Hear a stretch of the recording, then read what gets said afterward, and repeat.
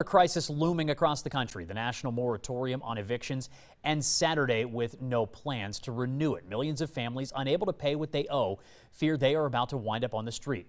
Tom Nagovin shares how that's especially true for many low-income residents in America's most expensive city. It's called Bronx Works, a tiny staff with a Herculean task, keeping people in their homes, knowing federal help will soon run out.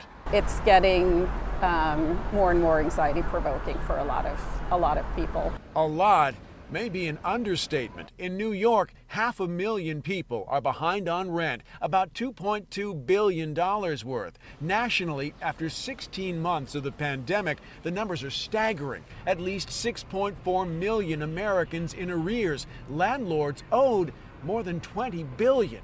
The stress is enormous. She said that she can't go to sleep at night.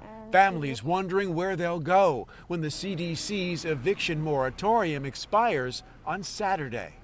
What brings me here is to help my dad out with the rent. This is the South Bronx, considered the most impoverished congressional district in America. Of the 10 New York City zip codes considered highest risk for evictions, 8 are right here. I'm just doing what I have to do as a parent, as a human being. I got to take care of my responsibilities. Anna has 4 kids. She's lived in this neighborhood her whole life. Through poverty and addiction, she's been homeless before and worries she soon will be again. It's a ever so real, slap on the face. And it just hit my stomach. Oh God, what have I done?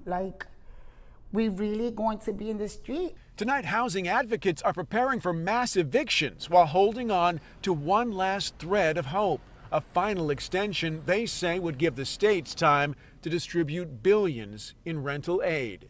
In New York, Tom Nagovin, News Nation. And we're on your side with some programs that may be able to help you keep a roof over your head. Georgia has a statewide assistance program for tenants and residents. In South Carolina, the Stay Plus program is still open for applicants. To find out if you are eligible for that help, you can visit WSAV.com/evictions.